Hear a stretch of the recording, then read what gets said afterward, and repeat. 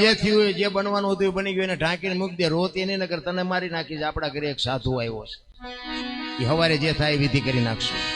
આવીને પાછો બેહી ગયો. હવારના 4-5 વાગ્યાનો સમય થયો. આજુબાજુમાં ખબર પડી કે રામલાનો દીકરો ગુજરી ગયો.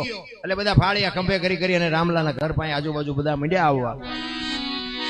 બાપુ પૂછે છે રામલાને કે આ બધા શું આટા મારે છે? રામલો કે બાપુ હવે હવાર પડવા આવ્યું, તમારે નીકળવું હોય નીકળો. એ કે પણ તું કહેતો ખરો, આ બધા શું આટા શું મારે, શું છે આ બધા? આખી રાતના બાપુ આહુડા રોકી રાખેલા. આખું તળાવ ભર્યું હોય ને પછી તળાવ તૂટે ને જે પાણી જાય ને ભાઈ, એમ આંખમાંથી હડડાટી બોલાવે એમ પાણી મીડું પડવા.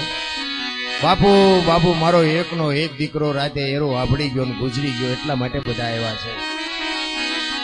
તેથી આ ભારતનો એક સંત એમ કહેતો હોય કે અરે ભલા માણા, હું એક ગિરનારનો સાધુ છું, તારા ઘરે એક બટકો રોટલો ખાધો છે, અને આજ જો એ દીકરો બેઠો ન થાય તો આ દુનિયામાં સાધુને ઓળખે કોણ? ભલા સાધુ કે છે કે ઈ બેઠો ન થાય તો ગિરનારના સાધુને કોણ ઓળખે?